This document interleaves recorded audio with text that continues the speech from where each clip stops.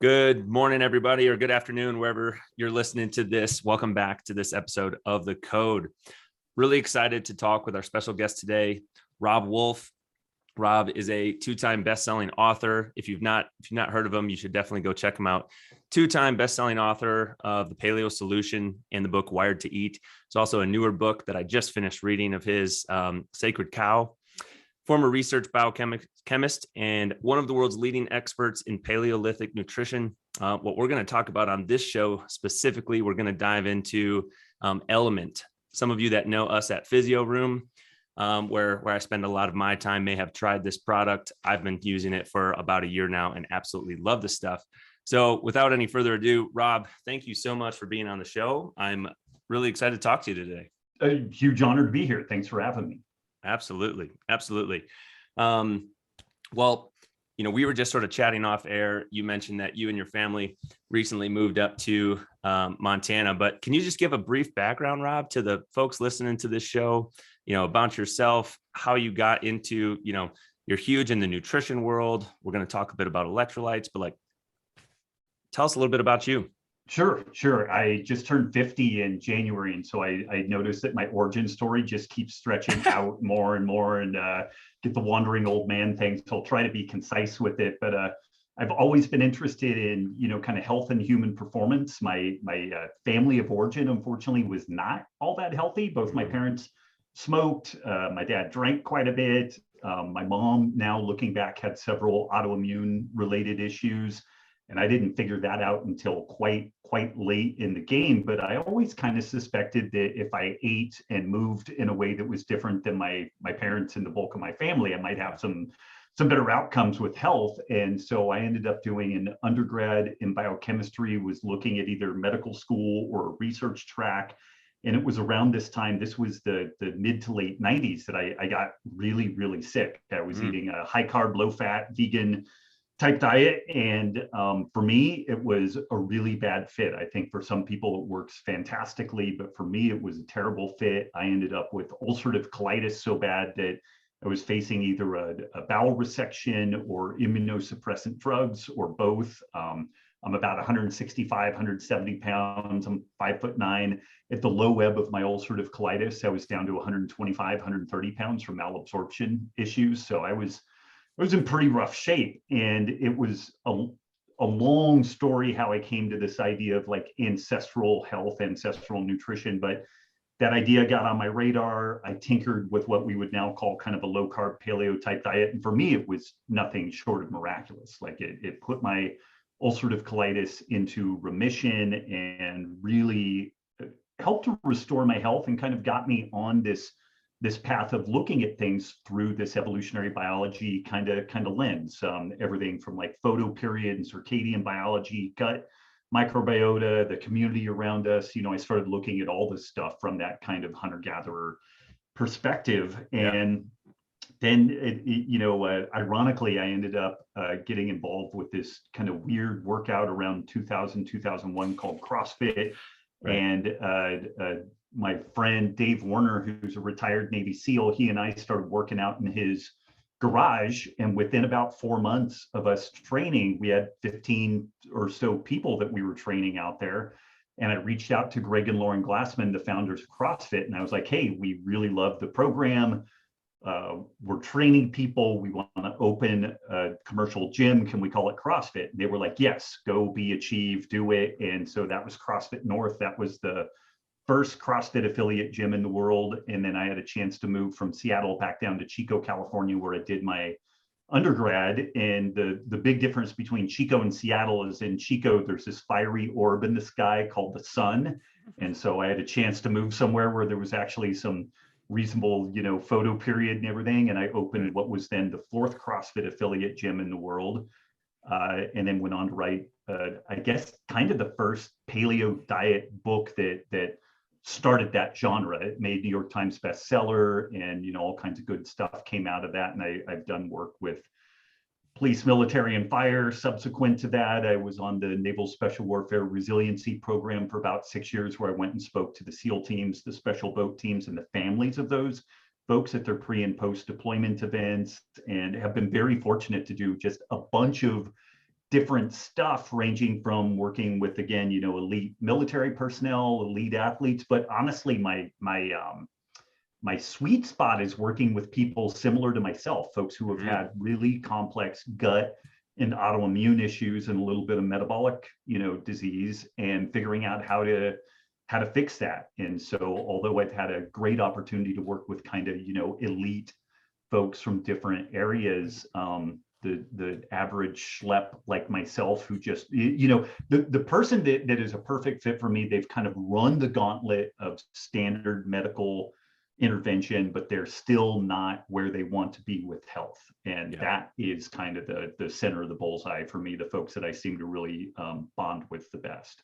Yeah, absolutely. And there's, you went through a lot of stuff there that I want to unpack. I had some talking prompts questions planned for this episode, but I think we're just going to scrap that, and we're just going to dive into some of the stuff that you just talked about. And you said, like the main person that you work with, you enjoy working with and can help, is kind of just the normal person that has issues that they're dealing with, just like you had your own issues that you went through, which changed the trajectory of how you were approaching things. And it's so funny to me that when we start talking about the medical system and nutrition and how we take care of our bodies, when we're having issues and no one can seem to figure it out, what we always end up coming back to, whether it's in a functional medicine office or a naturopathic doctor or whatever, is we come back to the key areas of sleep, managing our stress, what do we put in our mouths, what are we putting in our body? And it's not all of the medical medication and stuff. It's just the basic stuff that we could have been doing right all along, but we get off track sometimes, and that just throws things off. But no, that is awesome. You mentioned CrossFit. We work with a lot of CrossFit athletes in our office. We have employees that participate in CrossFit. So we are very, very fortunate to be part of that community and some of the gyms that we work with here in the Denver area.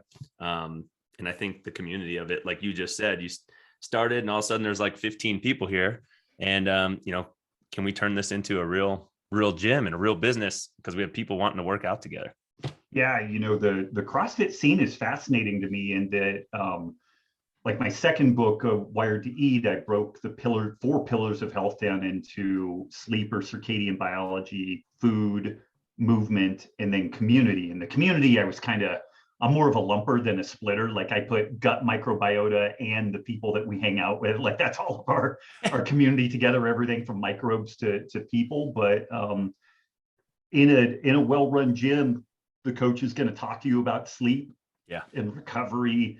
They're going to bend your ear about good nutrition and how to properly fuel yourself. Just as a side note too, something that I really liked about CrossFit is we had no disordered eating in the gym, because although people wanted to be lean and they wanted to look good and everything, when you write people's name on the board and you have the prospect of coming in dead last, or seeing where you rank on a workout, we would have in particular women who would be motoring along and they're doing great, and then they start sliding down the leaderboard, and I'm like, what's going on with you? And you do a little bit of poking around, they're like, well, I've been skipping meals because I want to look better or whatever. And I'm like, listen, do you want Jenny to keep kicking your ass in the workout? And the woman is basically like, fuck no. I'm like, okay, well, let's eat properly. And once you get to where you can do 20 pull-ups and you can standing press your body weight, and you can, then you're going to have the physique you want. And it was really cool in that regard. I think that there's a lot of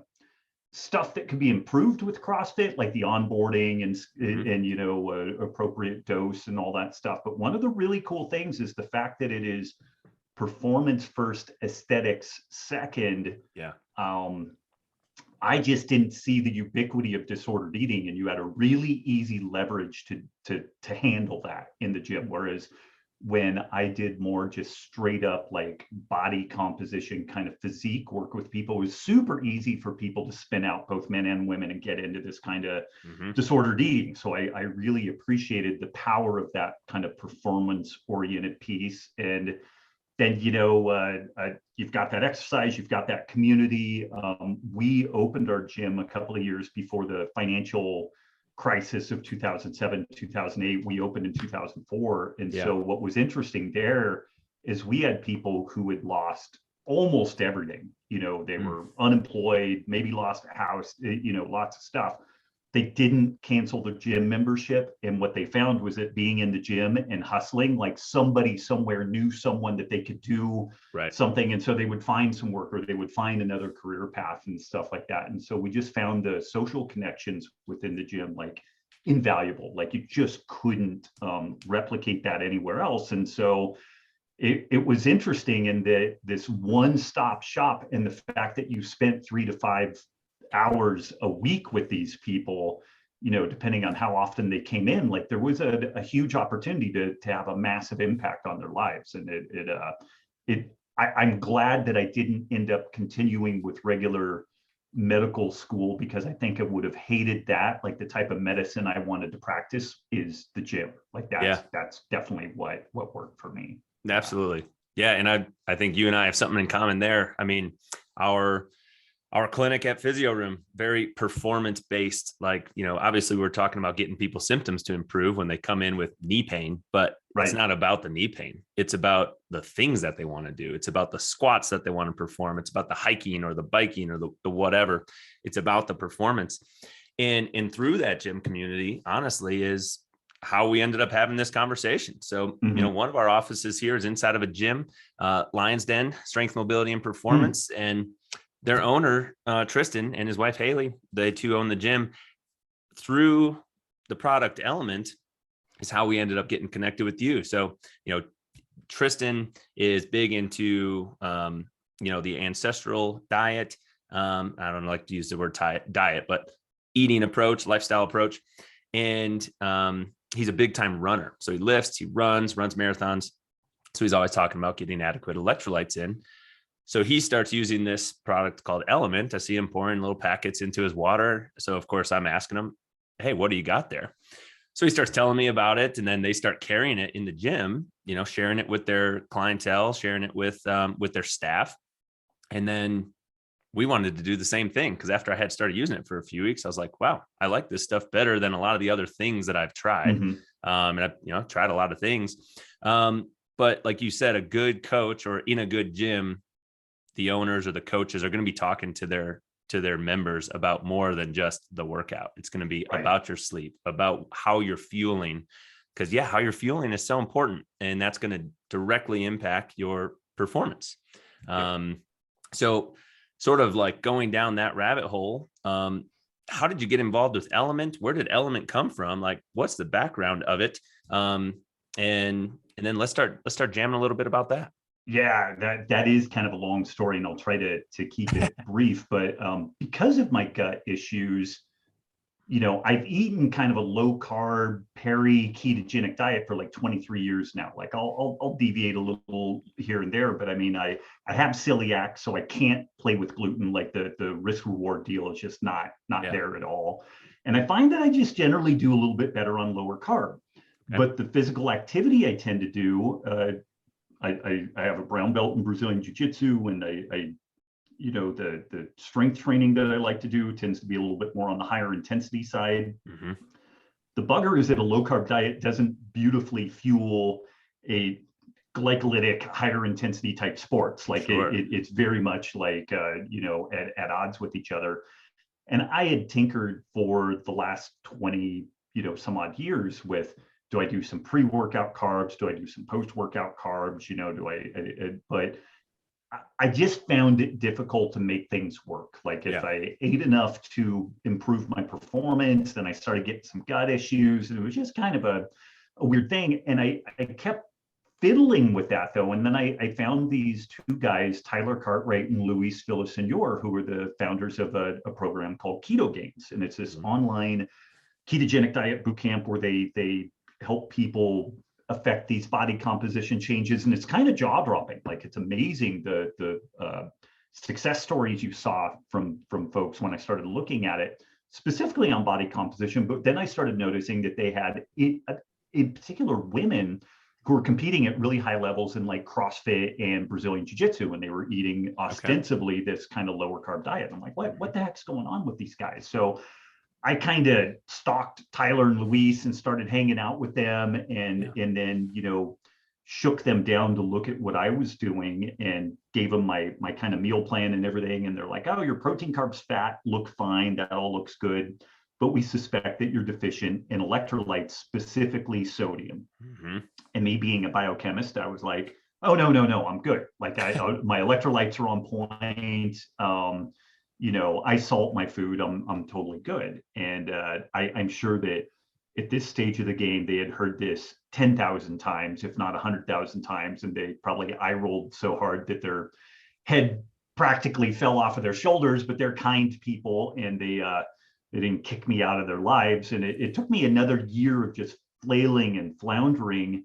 But eventually they were like, listen, man, the problem, I guarantee you, is inadequate electrolytes, specifically sodium. Yeah. Weigh and measure everything that you're doing, including your electrolyte intake and all the salt you put on your food. And we want you at least 5 grams of sodium per day, was kind of what the benchmark was. I was at less than 2 grams of sodium per day. It was as simple as they were like, okay, so drink some pickle juice, like take like 6 ounces of pickle juice, drink it, and go do your next workout. Right. I did it, and it was like magic happened. I just couldn't even believe it. I was like, oh my God, like I had that lower end gear that just didn't seem to exist when I've been eating this lower carb diet. And when you dig into the kind of physiology behind it, when we are eating a higher carb intake, our insulin levels tend to be higher. Insulin fosters the production of this hormone called aldosterone, and aldosterone causes us to retain sodium. When we retain sodium, we retain fluid balance and whatnot. And the opposite of that happens when we are either fasting or eating a low carb diet. We tend to experience this thing called the natriuresis of fasting, where we lose sodium and we lose water. And it's really it's a non-trivial challenge to stay on top of it. And it's one of the things that within diet circles, the folks advocating for low carb diets, and I'm as guilty of this as anybody, had just missed entirely the need for ramping up sodium intake for folks. And this is true even when people just go from like a highly processed diet, which is where folks get 80% of the sodium that they consume.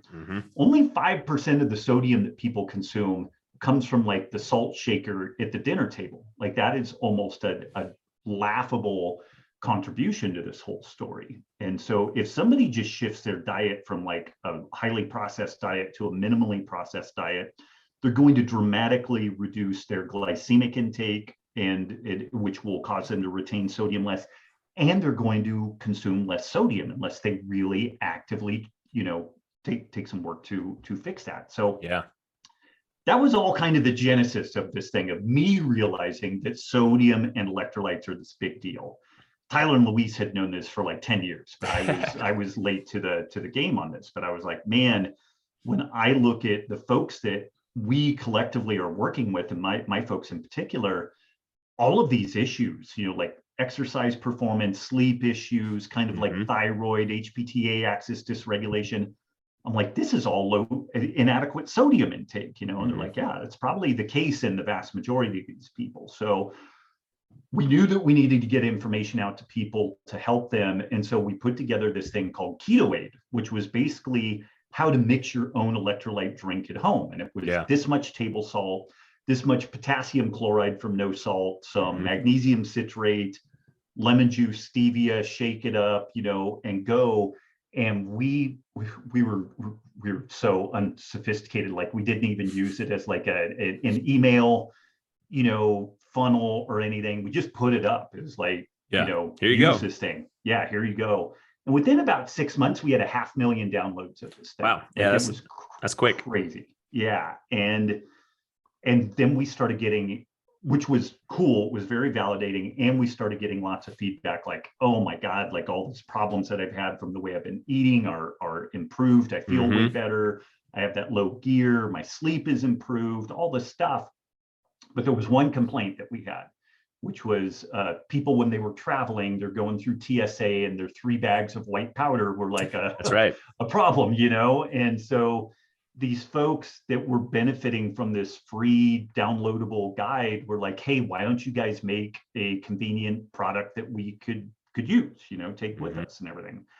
And that was the whole genesis of this. Like there was no like, mustache twisting, like, oh man, we're going to create this electrolyte product. But what was kind of cool about all of this is that I went into all of this with a decent background in biochemistry and physiology, but I didn't have strong predilection one way or the other with regards to formulation and all that type of stuff. And so when I started looking at how we might formulate this thing, what we did is we looked at the diets of about 300 people that were in the Keto Gains program.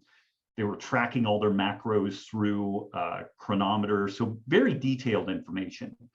And we looked at how much calcium, magnesium, potassium, and sodium that these folks were getting on like a whole food, minimally processed diet, which was what our goal was for people. People were great on calcium. They were a little deficient in magnesium, more deficient in potassium, and then just woefully deficient in sodium. And that was the way that we formulated the product. It was a gram of sodium, 200 milligrams of potassium, and then 60 milligrams of magnesium. And what's been kind of funny as we've progressed along the way, we've had lots of people say, "Oh, you totally screwed up the formula." I'm like, go do it, man. Like jump in, like make it better, Right. And I don't know that I would say that it's perfect, because perfect, there's all kinds of different situations and all that stuff, but it's pretty damn good. And it's very different than what most of the other products represent.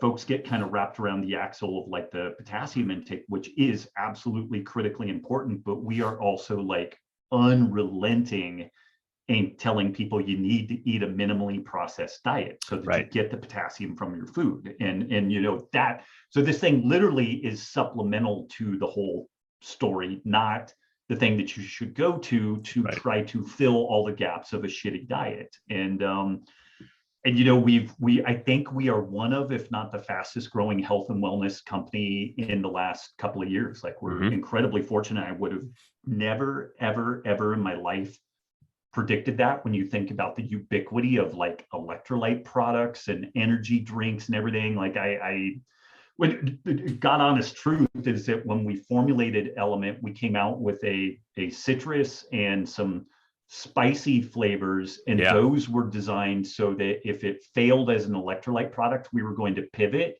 and then sell it as like a drink mixer for like margaritas and stuff like that. Because I just wasn't sure. I had a feeling it might do really well, but I was also like, this is either going to go great or it's going to be like a plane into a mountainside. So and if you can spin up a good drink base like that, that's usually pretty successful. So now we get to do both. So I think you'll be happy to hear that I've used Element in all of those capacities in my life. My wife is a huge margarita fan, and having a little bit of that spicy salt in there just makes it feel a little bit better for you, right? So pretty legit. Yeah. I've actually got a little bit right here. So I'm drinking some coffee, but we've got a mint chocolate element in the coffee, and that's my morning routine now. Because like you said, generally speaking, who this product is like sort of geared towards is someone who's already hopefully eating a minimally processed whole food based diet.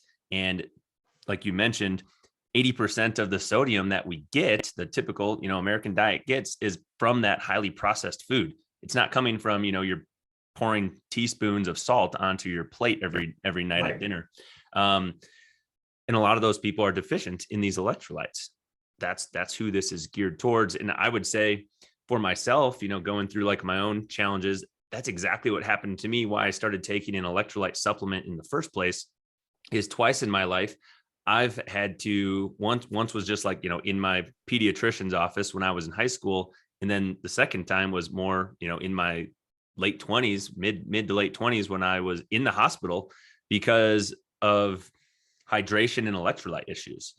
So, the first story in high school, I'm in, the middle of my freshman year of wrestling season, and I'm trying to like cut some weight type of thing. I'm drinking plenty of water and just flushing myself out, right? Like trying to eat a whole food, minimally processed diet, trying to eat like a low calorie diet too, because I'm trying to like skim a few pounds, but I wasn't supplementing with anything. And when I was, it was a bottle of Gatorade here and there, which as I learned more about nutrition, well, that's not probably the best way to go about things if you're trying to lose weight. Right. But and then, the same thing happened later in my life. I'm pushing myself. I'm eating relatively healthy diet and of the non-processed stuff, but I'm not adding sodium to my food and things because all of the information that I've been like drilled into my brain growing up is, we have too much sodium, where so many people have high blood pressure, all this stuff like, oh, you should avoid the salt. Well, then I wound up in the hospital with an IV in my arm, pumping me full of electrolytes because I was way, way deficient. So I started taking this electrolyte supplement. It's probably been like, I don't know, 4 or 5 years ago now, every single day. Haven't had an issue since. Yeah. So it's just crazy. One of the interesting things when I was doing my diligence getting into all this, I just started looking around at like, so one thing is kind of the medical side of like the hypertension and blood pressure, and I'll try to remember to circle back to that. But I was really looking at like sodium intake, electrolyte intake, and athletic performance. And what was kind of shocking, and Tim Noakes, Professor Tim Noakes, wrote this amazing book called Waterlogged, which was looking at the overhydration of athletes that has happened over the last 30 years. And there was this kind of weird thing that happened when I was a kid. Like I said, I turned 50 the beginning of this year. When I was a kid, we were still right on the cusp of our football coaches would tell us to take a salt tablet and kind of chew on that and then sip water per our need, our thirst mechanism. And it worked great. It actually worked really, really well. And then Gatorade came on. And just as an aside, when Gatorade was first released, we had a couple of friends go to the Gatorade museum there at Florida State University and everything. When Gatorade first came out, it had 1 gram of sodium per serving. Like it was very, very different than what it is now. So it was actually, when you look back, they were actually like really on point with the stuff that they were doing. And then it's kind of gotten, tweaked over time. But when I really poked around, like there's this great report that makes the case that there is no example in the literature of people allowing themselves to die from dehydration. Like the only people who die from dehydration, specifically inadequate bodily fluid, is if they're like trapped in a mine cave in, or they get lost in the wilderness or something like that. But they don't have access. They just don't have access.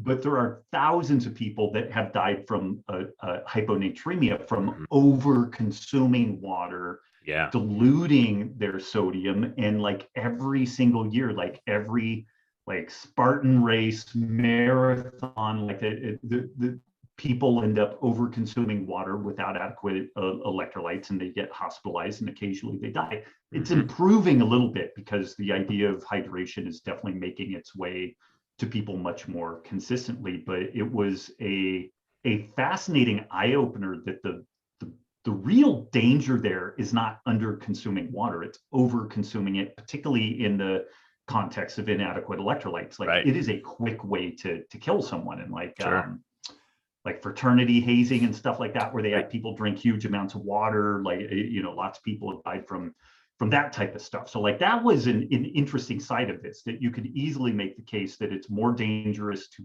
under consume sodium and over consume water than the flip side, which seems kind of crazy when you look at all the health magazines at the checkout counter, and it's, the 8-ounce glasses of water a day and all that type of stuff.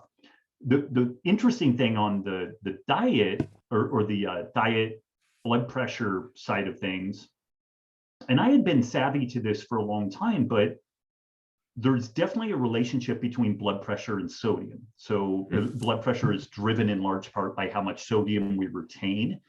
But the thing is that when folks with hypertension, high blood pressure, have been put on low carb or low sodium diets, their blood pressure doesn't really go down. It goes down a little bit, but it's not like this really profound change. And so there was definitely, somebody who is insulin resistant and hypertensive, you're not doing them a favor by giving them more salt, but you're also not really fixing the underlying problem by restricting salt. And part of the problem with that is that we store salt in our bones. So Mhm. even somebody on a low salt diet, if they are still insulin resistant, they'll pull sodium out of their bones, still have high blood pressure. And then as they pull the sodium out of their bones, they're also leaching calcium out of their bones. So Sure. it's maybe fostering osteoporosis and all that type of stuff. And what Yeah, was, sure.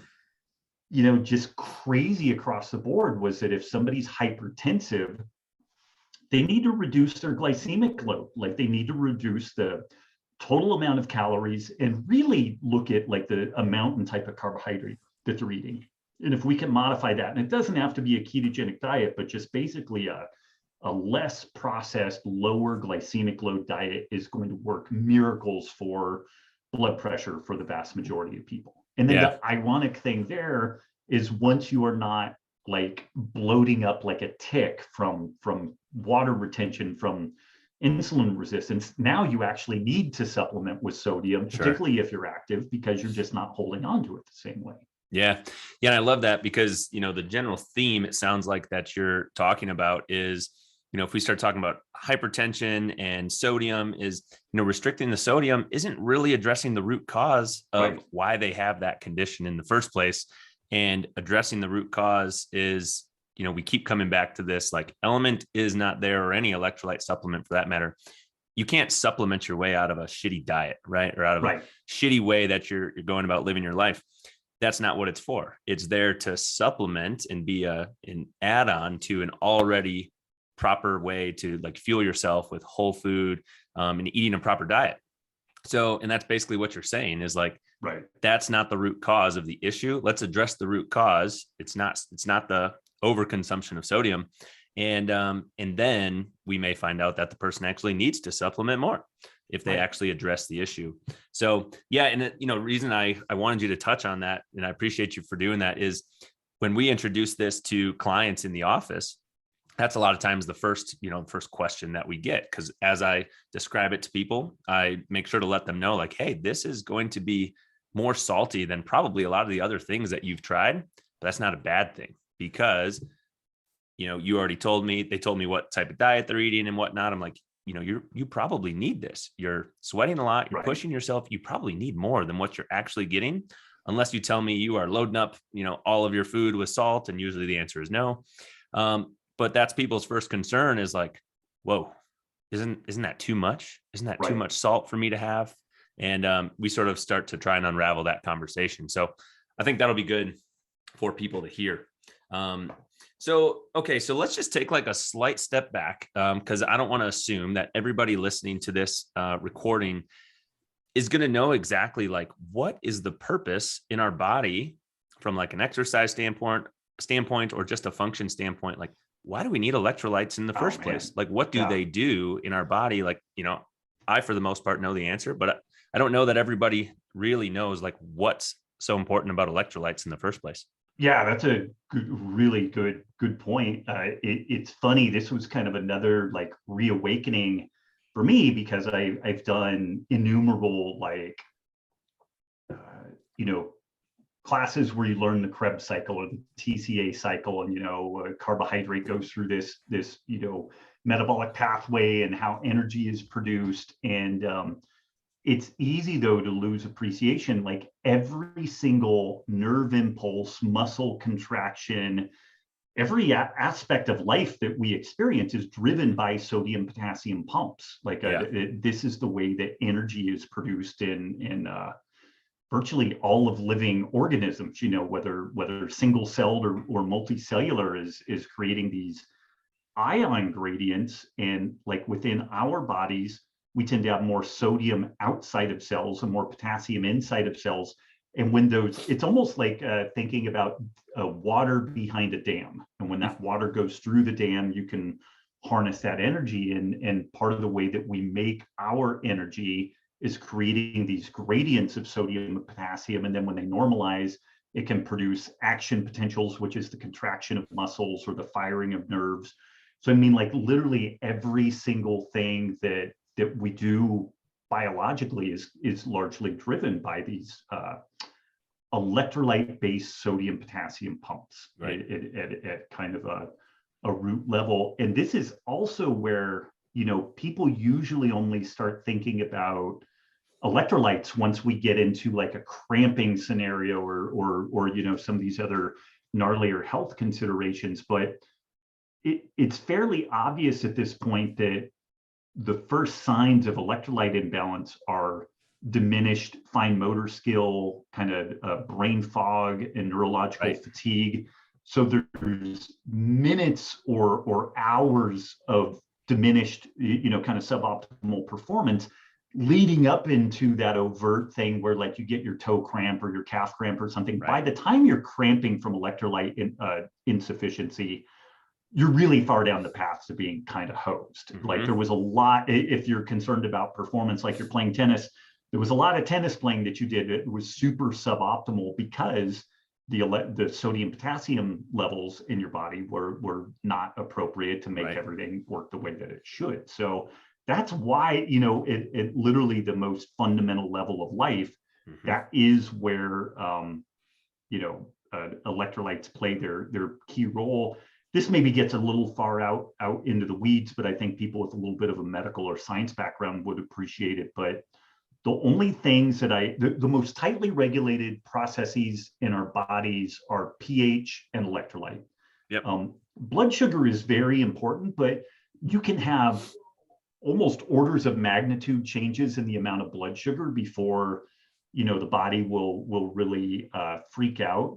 But if pH goes up or down by just a little bit, if electrolytes go up or down by just a little bit, like you can get sick or die from that process. So it's the tight regulation tells me that it's really important, very, very critical to stay on top of that. And we see this manifest, with a host of different health issues. But the subtler parts are, I think, what people are kind of battling most of the time. Most people aren't hospitalized because of low electrolyte status and whatnot, but they may be feeling like garbage all frequently.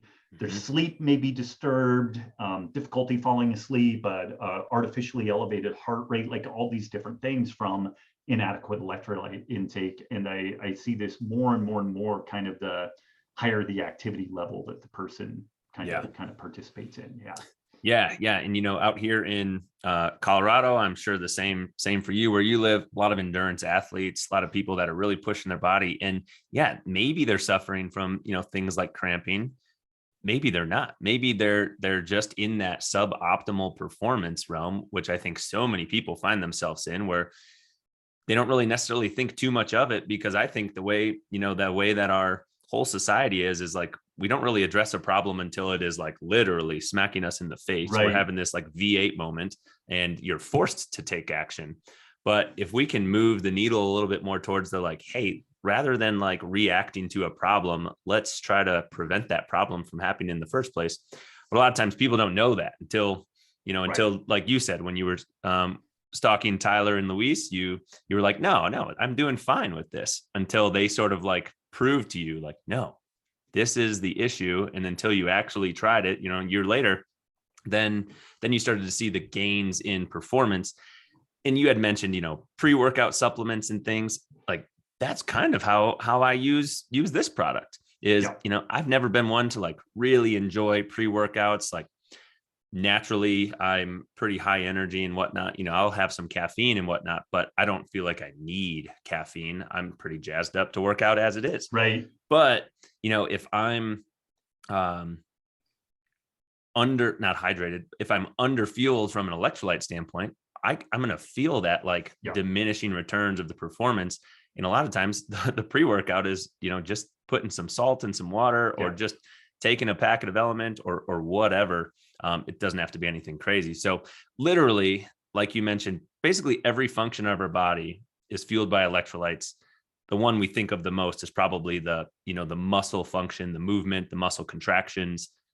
When we're lacking, maybe you get things like cramping, but like you alluded to, if you're at that point, you're already way down the path of being under on your electrolyte balance. Yeah, for sure. Yeah. And, the human body is so wild. Like you mentioned, blood sugar compared to blood glucose compared to electrolytes. If something is like tightly monitored in our body with how great our body is at like buffering issues, that's clearly very important, right? If we need to be in this very fine window, and if we're too, it's kind of like our temperature in our body, right? Like temperature is very, very finely monitored too. If we're a couple degrees too high, a couple of degrees too low, our body starts having all sorts of issues. Well, pH balance and electrolytes are kind of the same way. Yeah, yeah, and it was just kind of an interesting eye opener to me when I started looking at what are the things that have the tightest regulatory bounds on them, you know, before things go sideways for us. Yeah. Human body wouldn't have evolved the way that it did if it didn't monitor certain things. So that's a great conversation that we just kind of went down. Aside from just electrolytes, again, I would love for you to just kind of summarize. We're talking a lot about coming back to the root cause of issues. First and foremost, you want to make sure you're eating a healthful, whole food based diet. And you talk a lot about whether it's low carb or paleo is kind of like what works for you, or more specifically eating like this ancestral type of diet. And there's so many different words out there. There's a lot of people are doing vegetarian and vegan and paleo and keto and all different things. And what we know is some things work better for some people than others. And, everyone has their own optimal balance for their body. But like, if someone was interested in following an ancestral or a paleo type of diet, like generally speaking, what does that mean? Man, even and I'm opening up a big box here. Where I've tried to go even a step maybe simpler than that is just looking at nutrient density. This is kind of, I think, where the rubber hits the road. And nutrient density is just this idea of getting the most nutrition, like vitamins, minerals, essential nutrients per calorie that we could get. Yeah. Like if we were investing money, you get a 10% return instead of a 5% return, Sure. And when we start thinking about nutrient density, it's interesting the things that are winners and losers in that. Seafood, organ meats, leaner cuts of ruminant meats, like cows and sheep and goats and stuff like that. Very, very good. Herbs and spices, very good. Fruits are pretty good.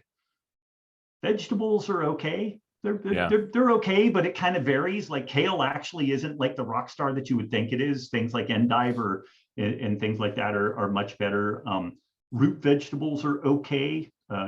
Things that are pretty poor are interestingly like grains and legumes. They're pretty low down the list. Like you end up needing to eat a remarkable amount of calories in that situation to get the same just kind of like protein content, to say nothing of like the rest of the nutrients. And then we have this other side of things. So you have the basic like nutrient density, like how much vitamins, minerals, essential nutrients are in the food. But then any given food, depending on how it's prepared and what things are in it, it may be more or less accessible to our bodies. So like there was a really fascinating study where they fed folks traditionally milled corn tortillas with meat in the basically the taco type deal. But corn has a lot of phytic acid. It's a metal sequestering organic acid that basically bonds to zinc and iron and different ionic metals that we would have in our diet. And what was interesting is you could eat a meal that was rich in zinc and magnesium, these things that usually people are deficient in. And that corn tortilla base had so much phytic acid in it that people absorbed almost none of the minerals in it, which was kind of crazy. So this is where kind of that paleo diet perspective, because it looked a lot at like anti-nutrients and immunogenic products, like dairy can cause inflammatory responses for some people, the protein, not necessarily the sugar and whatnot. Different plants like nightshades, tomatoes, potatoes, eggplants. And again, like the people can turn into religious zealots around this stuff where they're like, never eat a tomato. And it's like, no, that's not the thing. Like if you're having if you've otherwise buttoned up a lot of your life, but you're still like having some gut issues or like some joint pain or systemic inflammation, then we have some more layers that we can kind of peel on this stuff. But I think that the nutrient density piece with an eye towards adequate protein intake, like that's really where good, effective nutrition kind of lies. Getting about a gram of protein per pound of lean body mass up to a gram of protein per pound of body weight, I think is a good window that people can operate from. The dense protein sources are very satiating. Like it's difficult to overeat those things, and we tend not to overeat other stuff. Yeah. If we undereat protein, we have a tendency to overeat everything else.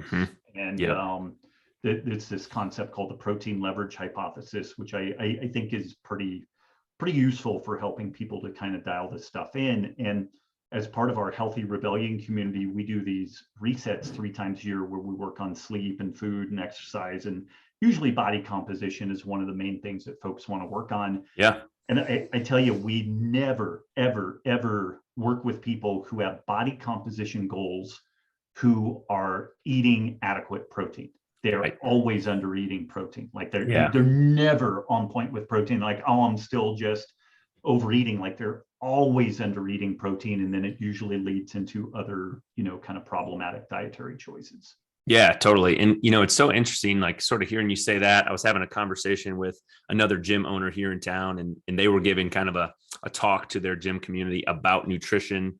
It was very much a discussion about like, what are the key points that we need to hit with nutrition? And it's all the same stuff you're talking about, right? It's like eat whole food, get adequate protein intake, drink mostly water, like these types of things. And my wife has, over the last several years, been involved in the aesthetic, sport, fitness, bodybuilding type of realm. And that's a consistent theme. All of the competitors that are like tracking their macronutrients, the most important one that they want to make sure they hit is protein, right? And they're not having body composition issues. In fact, they're like among the most, from an aesthetic standpoint and a body composition standpoint, some of the most fit people there are. Right. And it just all comes back down like to that protein. But what I would love for you to touch on, because I think a lot of the clients that we end up working with, a lot of the people that'll probably listen to this podcast, they're probably getting closer to the amount that you're talking about, like a gram of protein per pound of body mass and whatnot. But I still think there's, from other individuals that I talk to, maybe ones that aren't quite as involved in the fitness lifestyle and fitness industry, still are struggling with this myth that's out there that eating too much protein is bad for our body. Like it's going to cause our kidneys to shut down or some other organs in our body and whatnot. And I still hear that sometimes. So what would you say to someone who's like has those type of concerns? Because I know you're someone that can speak to that. Yeah, man. So that was where the book Sacred Cow, and also we have a film, Sacred Cow. That book looks at the health, environmental, and ethical considerations of a meat-inclusive food system. So also we might as well throw like all the climate change concerns that people have around like, greenhouse gas emissions and all this stuff. And great book too. Thank you. I thought it was awesome. It got recommended to me, and it was because, I kind of did the same thing as you. There was a short period of time where I started to eat a little bit more of a vegan based diet. And I probably was what I call like 95% vegan for about a 4-month time period. And though I was feeling good, like generally, like I felt better. I think looking back on it, because I don't do that anymore, I think it was just because I would cut out a lot of the processed stuff. Right. I was eating a more whole food diet. However, I did feel like what you said is I was having to eat a lot more calories to feel satiated and to like feel adequately full and have enough energy and whatnot. So I was just eating more food, but it was whole food. So that's probably the part that was making me feel good. I opted to, move back the other way. And I feel great now because I'm still eating a generally whole food based diet. Of course, I don't like strongly restrict things. I have treats every now and then, but I feel just as good as I felt then, still including meat in my diet. So right, yeah, and so what are the big meat health concerns. It's usually kind of vegan type doctors, and they'll say meat causes cancer, meat causes heart disease, meat causes type 2 diabetes. And they'll do these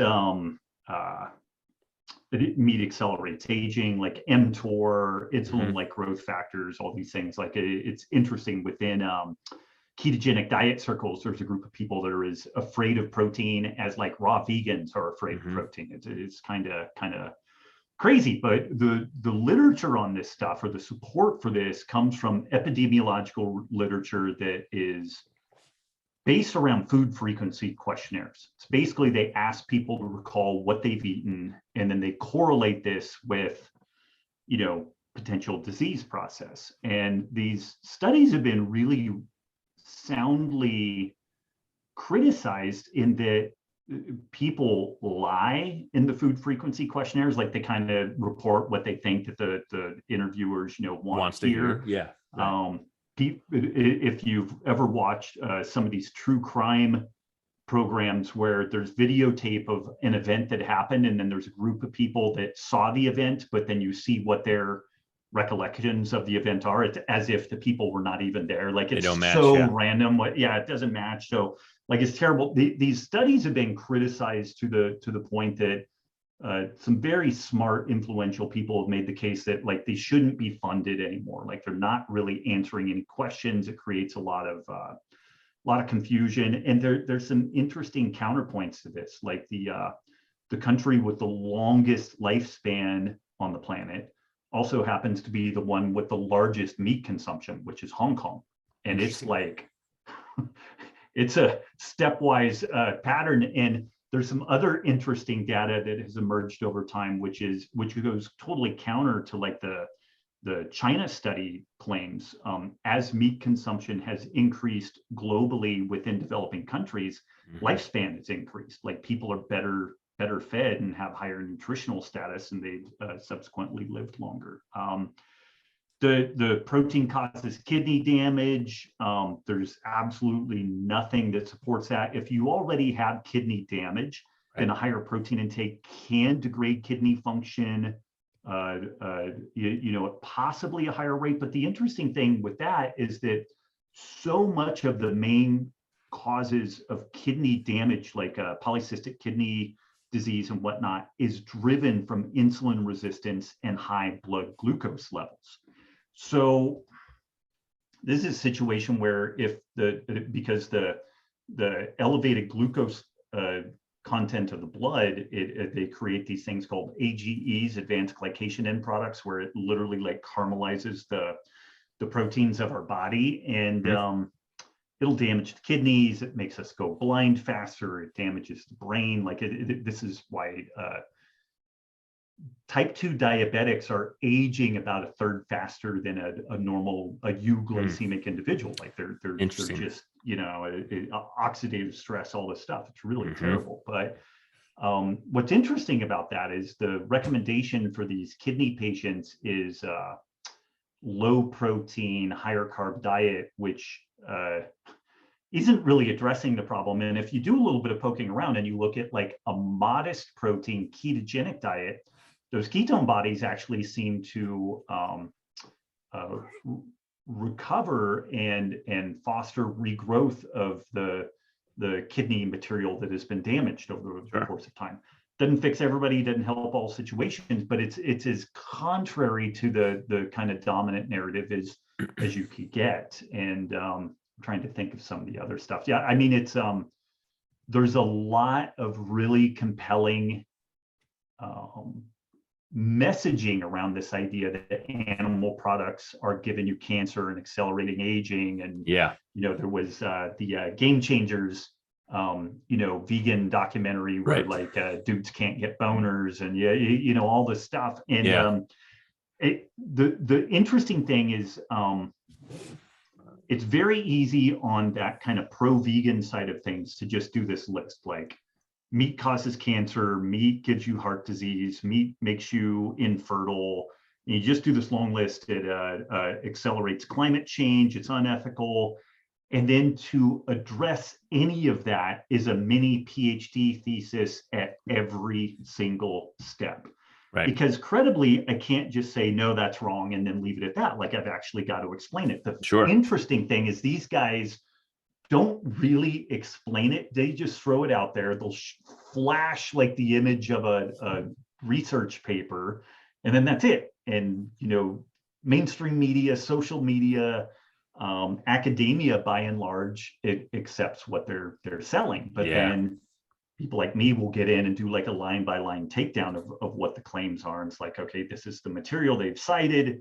Here's what this thing actually says. Here are all these counterpoints to it. And there you go. Yeah. So it's, yeah. No. And I love that, being someone who, went to school through like a science-based program, at the end of the day, what we're sort of touching on and talking about here is like, what are the sources that the information is coming from? Like, does the research actually support these things? And, what I love to do is find, whether it's a medical provider or just a friend or whatever, is people who, whether they feel strongly one way or another way, they're open-minded to hearing another person's point of view.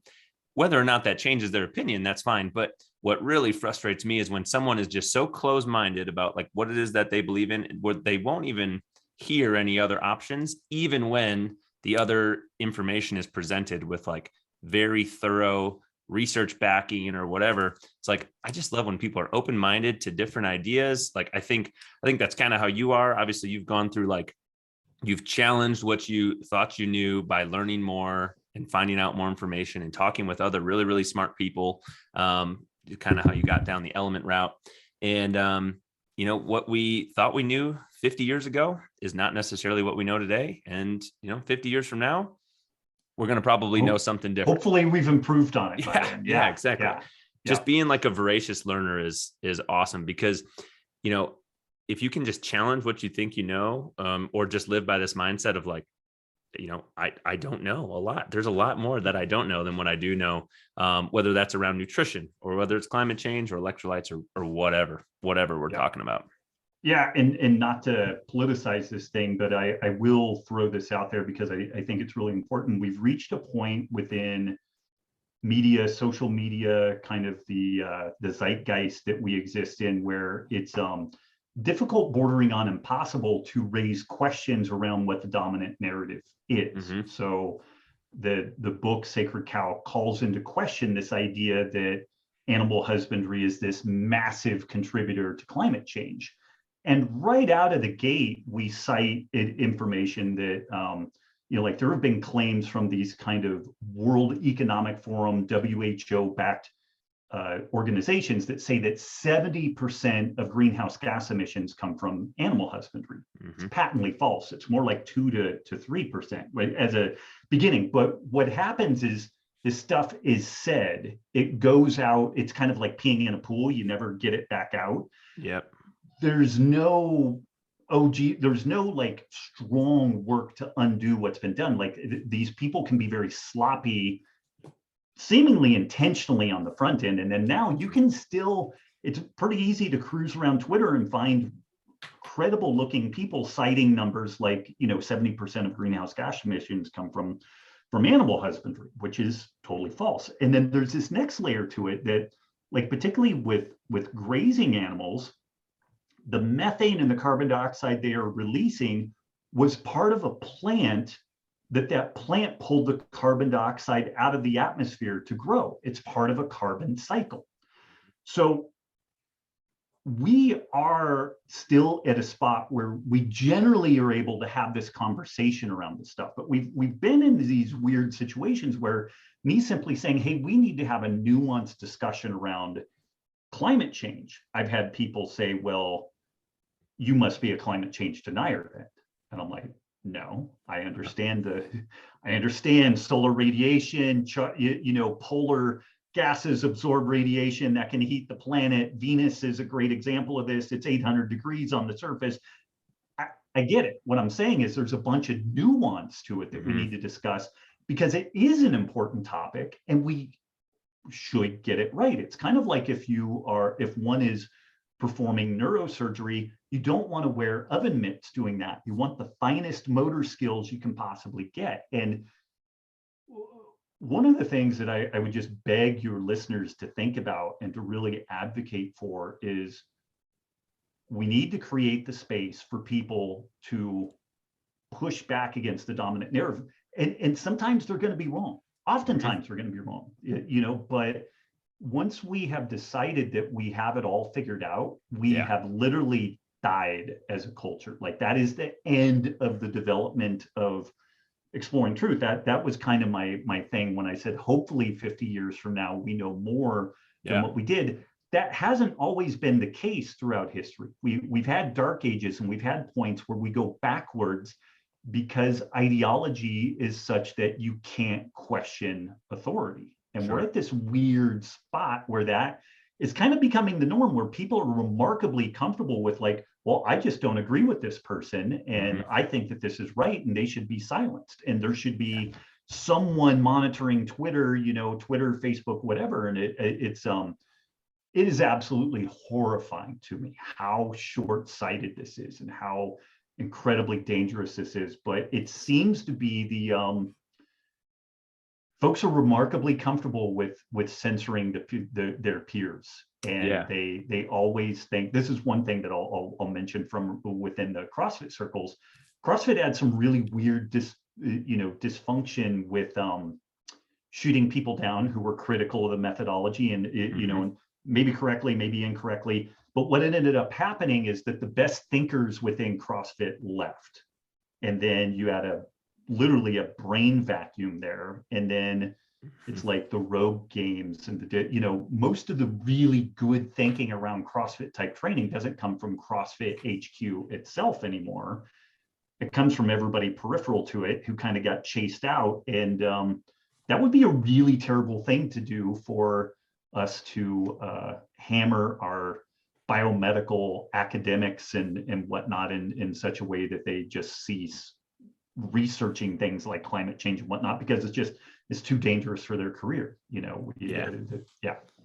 And I love that. And that in a way, that's kind of where this podcast came from. And I think the part that you just mentioned, like, you hope the listeners, pay attention to this, is like, we want people to challenge the status quo and not just like be okay with, just what they've been told, be willing to investigate, be really curious about things, have intelligent discussions around things, and be advocates for their own health. Right. And that, in a way, that's kind of where this podcast came from. And, why we want to talk to people like you and the other folks that we've had and will have on this show.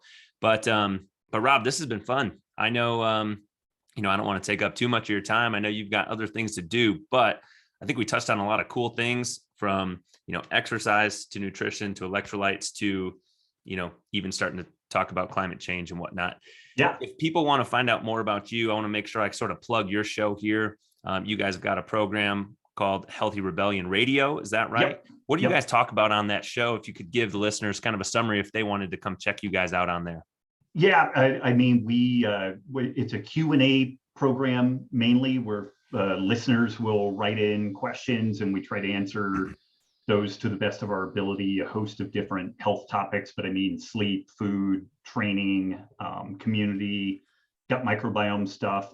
Definitely, I spend a fair amount of bandwidth to this kind of climate change, sustainable food systems kind of area, which has almost been career suicide for me. But I have 7 and 9-year-old daughters, and I do think that it behooves us to get this part of the story right, and so I do devote a fair amount of time to trying to unpack that topic and have some open discussions. RobbWolf.com is kind of my main hub. I have a Substack, robbwolf.substack.com. In theory, I'm on social media, but I'm not there. I post stuff. I don't interact with people there. On my Substack, I interact with people. At the Healthy Rebellion, I interact with people, but I'm torn as to whether or not I'm actually worsening our world by even having like an Instagram and a Twitter account and stuff like that. I'm still kind of back and forth, but right now I use that as broadcast only. And then if people want to interact, they can go to the other spots. Yeah, awesome. And we'll put all of that information there in the show notes, robbwolf.com. That's Robb with 2 B's, you guys, if you're searching that. Be sure to check this guy out. Read some of the books that we mentioned at the beginning. Check out the Healthy Rebellion Radio so you can find out from Robb and his team a little bit more information. Again, thank you guys for listening to this episode of The Code with special guest Robb Wolf. Robb, thank you for your time and being on here. I hope you have an awesome rest of your Thursday, and we'll hopefully talk to you again soon. Awesome. Take care. Thanks, Robb. Have a great day. Bye. Bye-bye.